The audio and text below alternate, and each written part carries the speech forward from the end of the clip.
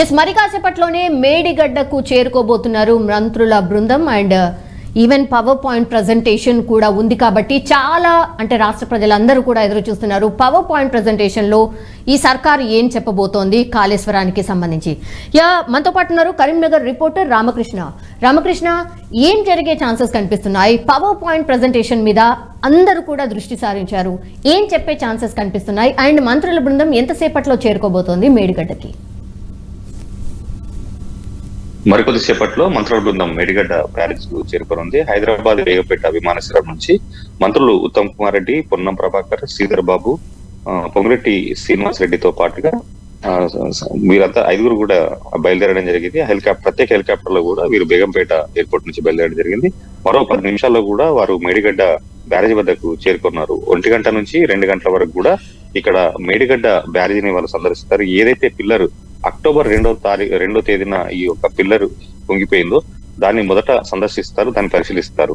దాంతో పాటుగా మేడిగడ్డ బ్యారేజ్ మొత్తాన్ని కూడా వాళ్ళంతా సందర్శించి అసలు మేడిగడ్డ బ్యారేజీ నిర్మాణం, అదే విధంగా నిర్మాణ సమయంలో తీసుకున్నటువంటి డిజైన్, ఆ తర్వాత నిర్మాణ సమయంలో తీసుకున్నటువంటి ఆ నిర్మాణం ఎలా ఉందనేటువంటి అంశాలను కూడా పూర్తిగా క్షుణ్ణంగా వాళ్ళు పరిశీలించినారు.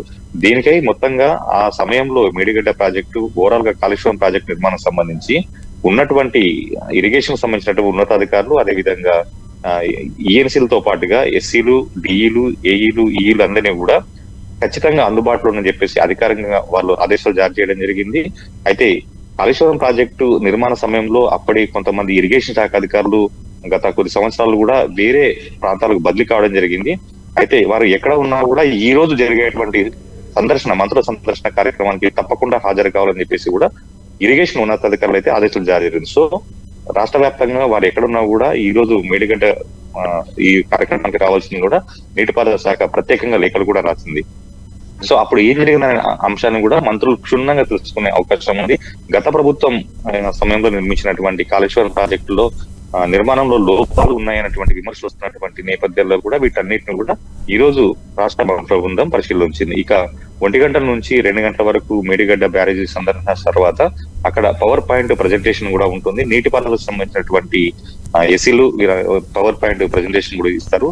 మొత్తంగా కాళేశ్వరం ప్రాజెక్ట్ సంబంధించినటువంటి డిజైన్ ఏంటి, ఆ తర్వాత సిడిసి ఇచ్చినటువంటి ప్రాజెక్టు సంబంధించినటువంటి డిజైన్ ఏంటి, ఎక్కడ లోపాలు జరిగినటువంటి అంశాన్ని కూడా ఇక్కడ సమీక్ష సమావేశంలో తెలుసుకునే అవకాశం ఉంది. సో అప్పటి ఉన్నతాధికారులు కొంత నిర్లక్ష్యం వహించారా, ఏదైతే కాళేశ్వరం ప్రాజెక్టు నిర్మాణ సమయంలో జరిగినటువంటి అంశాలకు సంబంధించి కూడా ఈ రోజు మంత్రుల బృందం కూడా క్షుణ్ణంగా తెలుసుకోనుంది.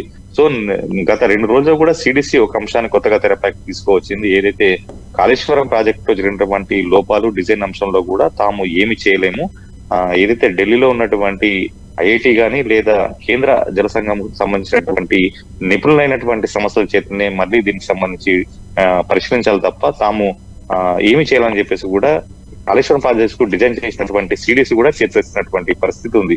సో కాళేశ్వరం ప్రాజెక్ట్ కి డిజైన్ చేసినటువంటి సిడిసి చేతులెత్తేయడంతో మొత్తంగా ఈ అంశం కూడా కొంత సందిగ్ధతలో పడినటువంటి అంశం. సో ఈ రోజు ఈ అంశాలను కూడా మంత్రుల బృందం కూడా పరిశీలిస్తుంది.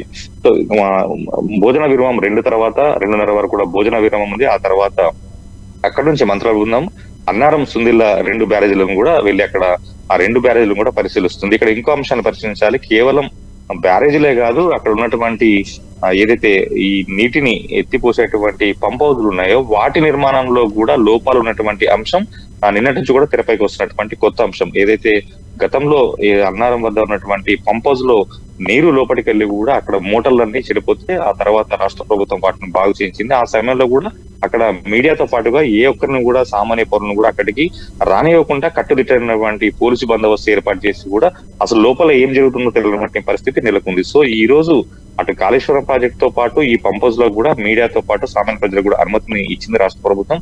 సో ఈ రోజు జరిగేటువంటి అన్ని కార్యక్రమాలను ఒకసారి పరిశీలిస్తే కనుక అసలు కాళేశ్వరంలో ప్రాజెక్టు జరిగినటువంటి అవినీతి అక్రమాలే కాకుండా అసలు నిర్మాణ లోపాలన్నింటినీ కూడా ప్రజల ముందు ఉంచేందుకు కూడా కాంగ్రెస్ ఏదైతే రాష్ట్ర ప్రభుత్వం ఒక ప్రయత్నం చేస్తుందని చెప్పొచ్చు.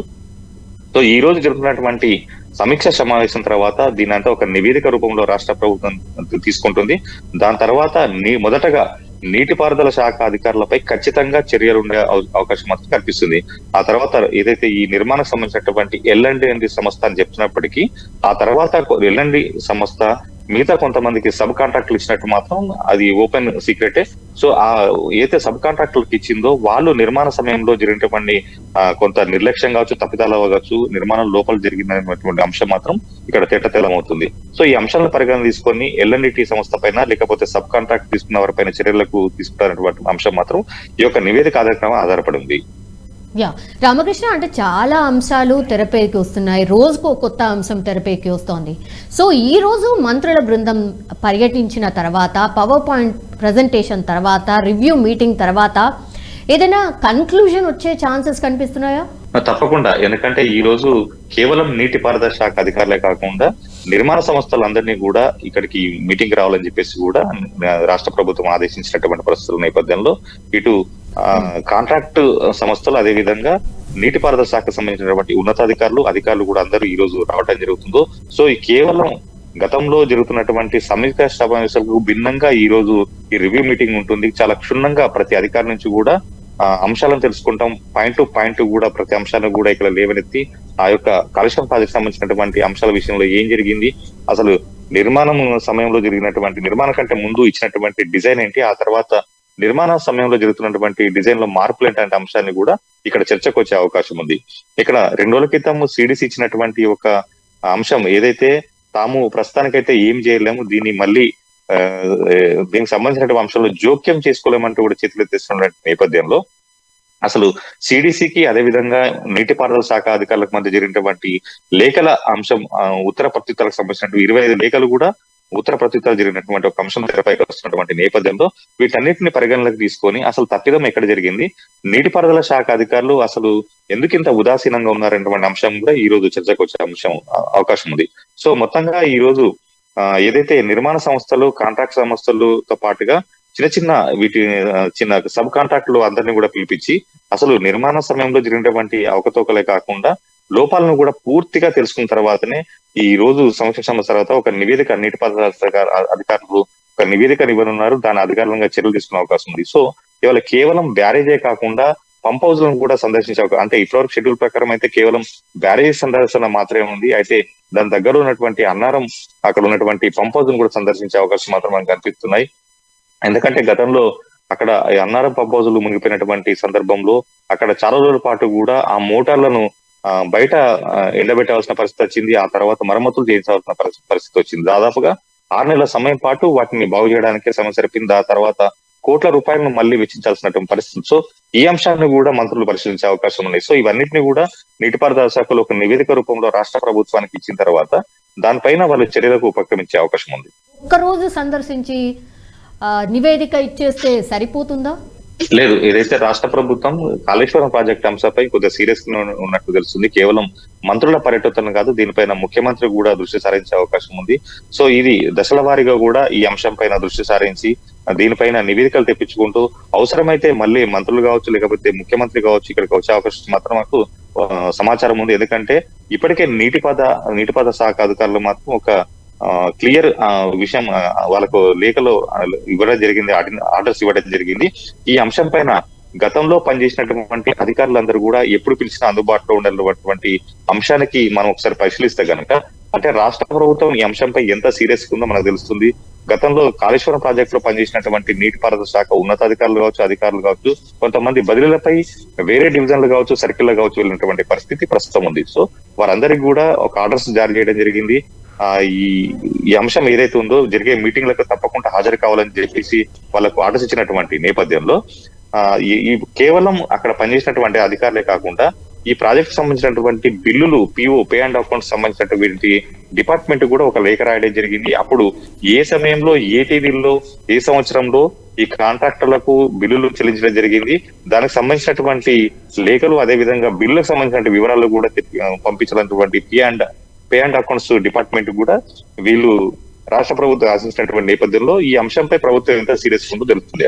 అంటే ఏ తేదీలో ఎంత బిల్లు వాళ్ళకి చెల్లించడం జరిగింది, ఎంత పెండింగ్ అనే అంశంలో క్షుణ్ణంగా P&A అధికారులు వాళ్ళు అక్కడ ఆరా తీసి ఆ తర్వాత తమ దగ్గర ఉన్నటువంటి రికార్డులను కూడా ప్రభుత్వానికి ఇప్పటికే సమర్పించడం తెలుస్తుంది. సో అప్పుడు ఉన్నటువంటి అధికారులు ఎక్కడైతే తప్పిదాలు జరిగినాయో ఖచ్చితంగా వాళ్ళకు కొంత భయాందోళన నెలకొన్నట్టు తెలుస్తుంది. వారందరినీ కూడా పిలిపించి అప్పుడు ఈ అంశంలో అవకతవకలు జరిగినటువంటి క్రమంలో అటు కాంట్రాక్టులకు అదే విధంగా నీటిపారుదల శాఖ అధికారుల మధ్య కూడా ఏమైనా ఈ సంబంధించినటువంటి అంశంలో అవినీతి జరిగిందనే అంశం పైన కూడా ఇంటర్నల్ గా నీటిపారుదల శాఖ అధికారులు దీనిపైన రహస్యంగా కూడా ఒక ఏదైతే అంశాన్ని పరిశీలించినట్టు కూడా తెలుస్తుంది. దీనిపైన సమగ్ర రిపోర్ట్ కూడా తెప్పించుకున్నట్లు మనకు సమాచారం అవుతుంది. సో ఓవరాల్ గా కేవలం బయట కనిపిస్తున్నటువంటి మంత్రుల సమీక్షనే కాదు, ఇంటర్నల్ గా ఈ నీటిపారుదల శాఖ అంశాల్లో కూడా దీనికి సంబంధించి ఒక ఎంక్వైరీ మాత్రం జరుగుతుంది.